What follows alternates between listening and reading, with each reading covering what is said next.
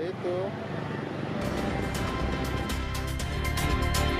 Kematian Sutrimo memunculkan berbagai spekulasi karena posisi Sutrimo di lingkaran ex-Jampitsus Febri Adriansyah yang saat ini jadi tersangka dugaan pidana pencucian uang dan korupsi.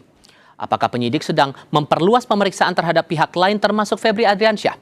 Saya akan berdiskusi bersama dengan para narasumber bergabung malam ini, Hermawan Sulistyo, Guru Besar dari Universitas Bhayangkara, dan Arianto Sutadi, Penasihat Ahli Kapolri. Selamat malam semuanya dengan Tifal di sini Bapak-Bapak. Selamat malam, Terima kasih sudah bergabung bersama kami kali ini. Dua kasus, kasus kematian Sutrimo Bapak-Bapak dan kasus TPPU plus korupsi terhadap Febri Adriansyah. Dua ini dianggap publik bertalian, satu sama lain saling berkaitan. Kita coba bahas soal kasus Sutrimo dulu Pak Ari. Kalau melihat perkembangan kasusnya sampai dengan saat ini, polisi terakhir kali bilang masih mengukur wajar tidaknya kematian dan mengukur potensi ada tidaknya kasus pidana. Kalau sampai detik ini dari penilaian Anda, ada atau tidak pidana itu, Pak Ari? Ya, sekarang polisi sendiri menyatakan sampai sekarang masih dalam penyelidikan. Artinya, teoritis ya nih, kalau yang namanya penyelidikan itu berarti tindakan-tindakan untuk mencari apakah itu ada tindak pidana apa tidak. Nah, sampai sekarang polisi sudah kembali dari TKP itu masih melakukan penyelidikan. Padahal rakyat sudah minta tanya-tanya ini masuk kayak gitu bukan tindak pidana sih gitu. Nah ini polisi sebenarnya ditantang. Kalau saya pribadi ya, ini polisi ini sekarang tugasnya adalah memberikan keterangan pada rakyat. Ini loh, ini si Trimo dulu itu ketemunya gimana, terus kemudian dibawa ke rumah sakit bagaimana, apakah sudah meninggal apa tidak, terus kemudian dibawa ke kampung sana gitu. Ya. Kalau orang meninggal mendadak kayak gitu, Pak. Kalau yang meninggal itu orang yang tidak terkenal ya, misalkan orang gelandangan atau siapa itu, nggak akan jadi masalah. Tapi masalah ini kebetulan Pak Trimo ini pembantu rumah tangganya Pak Jampitsus yang sekarang ada masalah, yang diduga pasti ada kaitannya itu. Nah, disitulah maka kemudian polisi didesak untuk ditanya pada publik. Tapi Itu siapa ini, Pak? kemudian kan Ini yang jadi pertanyaan gini, sorry saya potong Pak, yang jadi menarik juga adalah saat pihak keluarga tidak mau ada otopsi. Tapi dorongan ekshumasi ini apakah memungkinkan untuk dilakukan? Dan tapi rasanya juga tidak terlihat ada upaya untuk mengejar ekshumasi ini biar jelas kematiannya karena apa Pak? Ya karena polisi sekarang masih penyelidikan. Kalau yang namanya ekshumasi itu adalah tindakan di dalam penyidikan. Makanya kalau saya pribadi sih ya, sebenarnya polisi harus sudah mencari alat bukti ya, dua alat bukti untuk menentukan bahwa ini kasus ini patut diduga sebagai suatu tindak pidana apa tidak gitu. Karena polisi harus menjawab ini nanti. Oh, kalau memang iya, polisi ini si Sutrimo ini meninggalnya karena apa? Untuk menjawab itu hanya pakai otopsi, Pak. Yang namanya otopsi itu hanya kalau sudah pada tahap penyidikan. Nah, kalau pihak korban itu keberatan, itu kalau sudah pada tahap penyidikan, polisi penyidik bisa minta izin kepada hakim untuk terpaksa melakukan ekshumasi dan menerangkan pada rakyat, ini loh kira-kira meninggalnya karena ini. Itu pun nanti masih ditelusuri lagi. Baik. Ini meninggalnya apa dibunuh ataupun terbunuh ataupun celaka apa-apa. Hanya dengan otopsi dan ekshumasi saya kira polisi bisa menjawab itu. Prof Kiki, menurut Anda dua bukti sudah terlihatkah sebetulnya sehingga perlu ditelusuri lagi atau ditindaklanjuti jadi penyidikan kasus ini? Enggak, kita fokus satu saja dulu, yaitu kematian Sutrimo. Nah, Pak Arianto, saya nyambung Pak Arianto itu tadi, ya. Persoalannya adalah dilakukan ekshumasi kalau dia dibunuh karena racun, itu udah nggak bisa, ini udah seminggu. Racun misalnya cyanida dan arsenikum itu hanya beberapa jam karena dia gas. Beberapa jam udah hilang, sudah tidak bisa dideteksi lewat ekshumasi, lewat forensik. Nah, jadi kalau seharusnya itu pada saat mati itu dokter tidak merilis dulu. Dan polisi segera melayangkan SPV, surat permintaan visum, supaya sebisa segera dilakukan visum oleh dokter forensik. Nah, ini polisi tidak melakukan itu, sehingga kalau ini tidak ditemukan alat bukti yang lain dari segi fakta fisik, medis, itu sudah sulit gitu. Sampai polisi tidak melakukan itu, Anda merasa bahwa ini polisi lagi coba hati-hati, ada maksud lain di sini, Prof Kiki? saya curiga ditekan-tekan Sama siapa? karena iya sama jin dan setan itu kan gitu. Oh, ditekan-tekan. Saya tahu ada telepon-telepon masuk untuk ke apa? Untuk menekan tim forensik dari polisi di kedokteran di mana rumah sakit Polri, rumah sakit Polri. Nah, kalau kemudian sampai dipindahkan itu, kalau dilakukan sekarang ekshumasi hanya bisa mendapati kalau dia misalnya sambil diracun itu dicekek lehernya, misalnya Baik. strangle. Oke. Nah, Kalau begitu, kalau racun yang sifatnya gas itu tidak akan punya bukti apa-apa. Nanti ujung-ujungnya di ruang publik yang disalahkan polisi. oke, Karena kalau masih jadi pertanyaan seperti ini, Prof, menurut Anda, mengingat Sutrimo ini sudah diakui pihak keluarganya, dia adalah kepala rumah tangga Febri Adriansyah, perlukah Febri juga diperiksa dalam perkara ini? Sebagai saksi nah, kunci? iyalah. Orang mati di rumahnya kok, masa dia nggak diperiksa? Gitu. Nah, Matinya bukan di rumahnya, Pak. Di sebuah klinik, Hah? Pak. Masih berdekatan dengan itu, tapi bukan di rumahnya.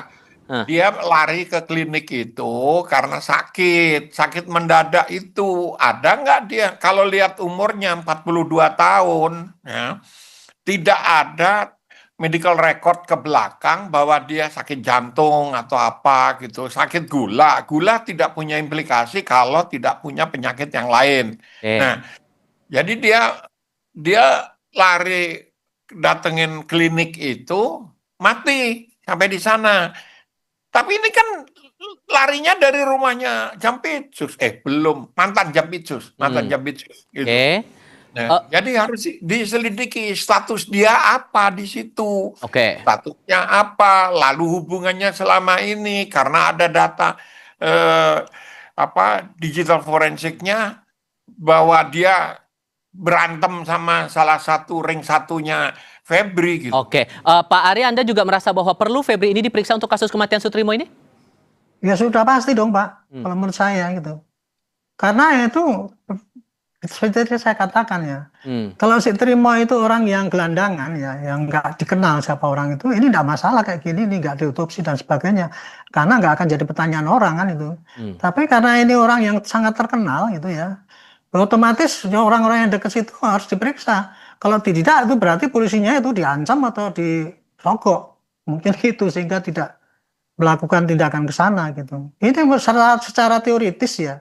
Itu kalau mempelajari orang yang meninggal kayak gitu tuh, ya mesti dicari ini siapa, hubungannya kemana, sebelum itu dia di mana, kenapa dia ke Jakarta gini, kemudian apa kira-kira kemudian bisanya lari ke situ tuh kenapa, apa dia memang karena kesakitan seperti kata Prof tadi datang ke tempat klinik yang mati itu, apa yang sudah lama tidak ada apa kegiatannya itu, dan kemudian yang jelas yang harus diterangkan pada polisi adalah si ini meninggalnya kena apa gitu. Nah, meninggalnya kena apa itu mutlak walaupun terlambat ya menurut saya nggak apa-apa ekshumasi dulu. Waktu kasus dulu yang di Medan itu kan sudah 3 bulan tuh di ekshumasi juga kan. Sambil kita juga menunjukkan ini posisi, sambil kami juga menunjukkan ini posisi-posisi dari kediaman Febri kemudian ditemukannya Sutrimo di salah satu klinik, jaraknya tidak terlalu jauh, bahkan bisa dibilang cukup berdekatan begitu dengan area yang masih terbilang cukup sama begitu, di area yang sama. Di sisi lain kita juga memperhatikan begini Pak Ari,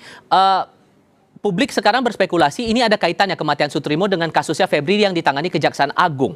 Nah, kalau dari informasi yang Anda paham, yang Anda terima setidaknya sampai dengan saat ini, Sutrimo ini yang jelas sebagai kepala rumah tangganya Febri juga bagian dari saksi nggak sih untuk kasusnya Febri ini? Kalau seandainya untuk kasus yang mana ini? Kasus Febri yang TPPU dan korupsi yang di Kejaksaan Agung itu? Dia pasti akan itu saksi utama kalau menurut saya, karena kan dia yang ada di rumahnya. Pasti akan menjadi saksi utama, itu dibutuhkan. Nah sekarang kemudian meninggal, kan publik langsung menuding gitu aja. Itu pasti ini dihilangkan kan kayak gitu. Itu tudingan publik ya. Ini tantangan polisi. Polisi harus menjawab dengan itu dengan scientific. Itu tidak hanya kira-kira gini kesimpulannya pasti gitu. Justru itulah maka polisi sekarang harus cepat terapkan scientific, nggak usah ragu-ragu, jangan penyelidikan terus ragu-ragu gitu. kalau sudah penyidikan nanti ya kita melakukan upaya paksa, mau ekshumasi, mau otopsi dan sebagainya, masih kurang bukti bahwa itu suatu tindak pidana, ya di SP3 nggak apa-apa. Tetapi polisi akan sudah bisa diakui oleh masyarakat bahwa polisinya tidak bohong. Tanpa adanya periksa itu ya, seperti saintifik ini untuk membuktikan ini orang ini matinya kena apa itu ya. Itu aja itu polisi udah akan menjadi tidak dipercaya oleh masyarakat. Oke. Belum ketemu nanti siapa yang membunuh. Itu masih ada 2 step. Harus diketahui ini matinya kena apa, kemudian kalau dia mati, misalkan taruhlah mati keracunan. Apakah dia diracun, keracunan sendiri, atau karena kecelakaan. Nah, itu Oke. dicari pelakunya, harus butuh penyidikan lagi gitu. Dalam analisis Anda juga sama, Prof. Kiki, bahwa sebetulnya Sutrimo ini bisa jadi saksi kunci untuk kasusnya Febri di Kejaksaan Agung? Iya, sangat, sangat. Itu Pak Arianto tadi sudah menjelaskan. Nah, saya ingin menjelaskan supaya tidak salah terima. Saya tidak menolak ekshumasi, bahkan itu harus wajib dilakukan supaya untuk mengetahui, karena jangan-jangan ini nanti dipakai alibi gitu loh. Dari hasil ekshumasi itu tidak ditemukan mati karena racun. Padahal bisa saja matinya karena racun itu. Nah, karena sifat racun yang mematikan itu biasanya kan arsenikum dan arsenikum itu ya. Itu menguap beberapa jam sehingga kalau sudah seminggu itu tidak ada jejaknya. Tetapi polisi bisa menjelaskan ini, seluruh prosedur ekshumasi bisa saja itu disengaja oleh pelaku untuk menghilangkan jejak. Nah, Ini masalahnya kan juga sekarang kondisinya Sutrimo sudah meninggal. Cara untuk mencari talian kasus ini apakah bisa lewat cara lain, entah itu jejak digital, Lah, mengingat ponsel juga nggak ada penjelasan loh ini ada atau tidaknya. Ini gampang saja. Dia kan orang yang ada di rumah yang ada ratusan miliar. Masa nggak diperiksa? Itu aja logikanya udah nggak masuk ke logika publik gitu loh. Bahwa dia tahu atau dia ikut atau dia menyembunyikan itu kan persoalan lain. Tapi semua lingkungan, kalau perlu tetangga segala macam itu harus diperiksa oleh polisi gitu. Kenapa? Untuk mengumpulkan data petunjuk kaitannya gitu. Jangan-jangan si Trimo ini saksi kunci yang tahu persis berapa jumlah uang yang dikirim ke sana ke sini segala macam, karena terutama kalau uang cash kan saya yakin dia ikut gotong-gotong berangkasnya gitu loh. Nah, jadi tidak boleh disingkirkan semua fakta yang ada lalu itu dipaparkan ke publik, karena kalau tidak nanti hasil polisi ekshumasi polisi itu bisa dimanipulasi. Tuh tidak ada racun, tudingannya racun. Enggak. Bisa saja dia strangle, dicekek oleh pelakunya. Baik, oke. Ada jejaknya. Tapi satu hal menarik juga begini Pak Ari, yang menarik dari proses pengusutan kasus Febri di Kejaksaan Agung, ada satu pihak, satu saksi, Ferry Hongkiriwang, sudah menyampaikan kesaksiannya di Kejaksaan Agung saat diperiksa, lalu kemudian sekarang meminta permohonan perlindungan kepada Lembaga Perlindungan Saksi dan Korban atau LPSK. Muncul ada yang berpikiran begini, apa jangan-jangan dia minta perlindungan karena takut ada kaitannya seperti kasus kematiannya si Sutrimo ini, atau sebetulnya kasus TPPU kemudian dikaitkan kasus TPPU, saksi ini kemudian minta perlindungan, hal yang wajarkah? Nah, saya nggak bisa jawab gitu ya, karena sekarang lembaga saksi itu memang dia menerima perlindungan saksi yang minta perlindungan. Nah, kalau saksi itu nanti tanya ke lembaga perlindungan saksi, ya nanti tinggal lembaga saksi itu mau menerima apa tidak. Tapi logis nggak atau wajar nggak kasus pencucian uang, saksi yang ditanyakan soal kasus pencucian uang meminta perlindungan ke LPSK? Apakah ada hal yang dikhawatirkan nggak sih? Kalau dari aspek hukum ya itu wajar saja, karena itu hak daripada saksi untuk minta kan gitu kan. Nah permintaannya itu kan kenapa kok dia minta perlindungan? Nah bisa jadi kan minta takut nanti dia diancam oleh siapa ya, pokoknya yang tidak suka dengan dia kan gitu. Pasti dia juga mungkin sama juga sama si Trimo ini mungkin nanti akan dihilangkan takut itu juga bisa takut kayak gitu. Intinya orang yang minta perlindungan saksi pada lembaga perlindungan saksi itu kan orang yang jiwanya terancam karena menjadi saksi itu gitu. Nah, karena terancam akan dihilangkan sebagai saksi itu juga bisa, atau terancam akan diancam supaya tidak ngaku dan sebagainya. Itu saya kira alasan daripada orang minta perlindungan pada saksi. Itu yang saya ketahui, Pak. Jadi saya sih nggak menilai wajar apa tidak. Oke. Jadi Kalau itu Prof, hak dia untuk minta, tapi diterima apa tidak itu lembaga perlindungan saksi yang akan menentukan.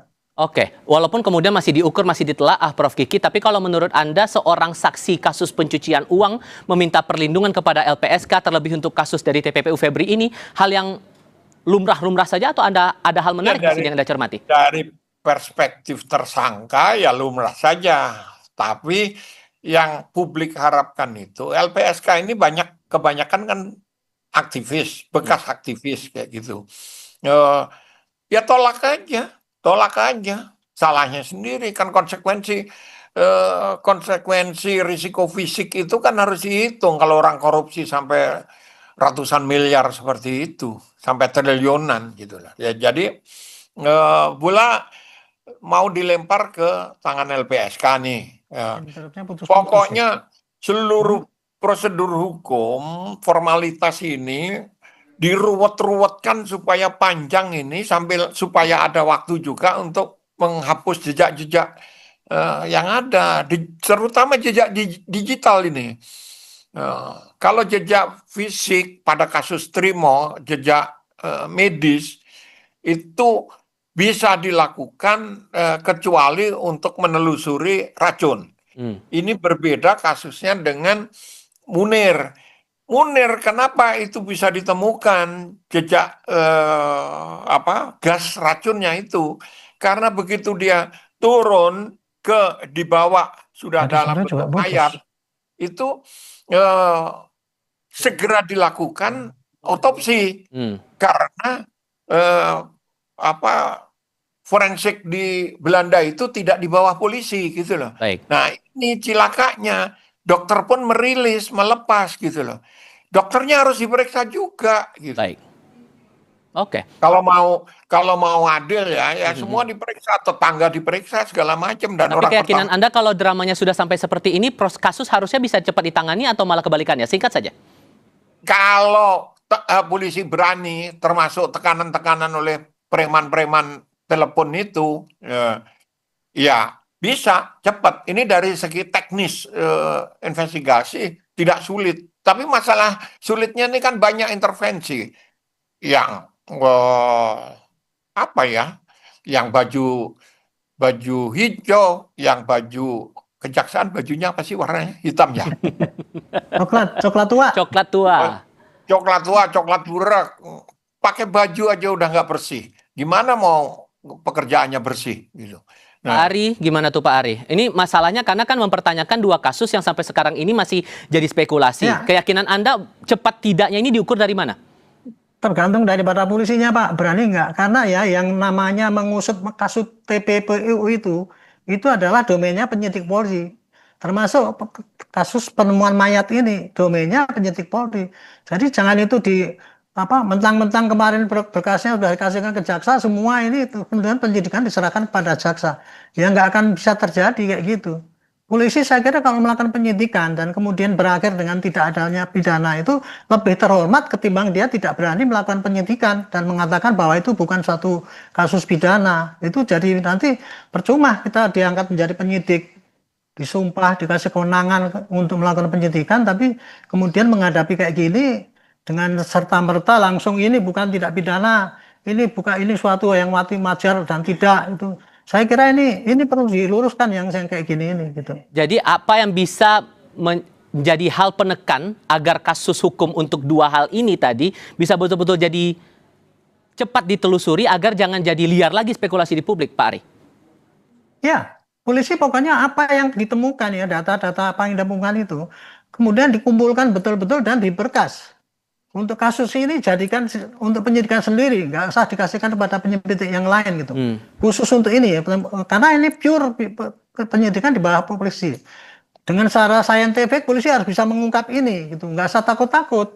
Perkara itu nanti keliru, nanti kan di hakim yang menentukan. Yang penting kan kita tidak asal-asalan menghukum orang yang tidak bersalah. Tapi kan dengan data yang ada, kita harus sampaikan ini, jangan dimanipulasi. Seperti tadi Profesor Kiki katakan tadi itu misalkan dokter kemudian datang orang meninggal Kalau saya misalkan dokter ini kita kena meninggal dengan apa mencurigakan apa tidak, kan dia waktu itu merasa nggak bertugas ya, karena memang visum itu diminta oleh penyidik. Waktu itu memang penyidik belum sempat minta karena kan itu belum ada laporan polisi waktu itu. Terakhir Prof. Kiki, kalau menurut Anda hal penekan apa yang bisa membuat dua kasus ini bisa terang benderang begitu?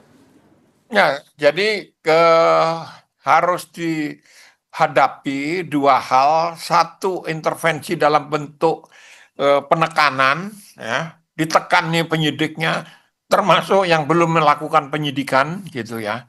Yang satu lagi diiming-imingi duit, gitu loh.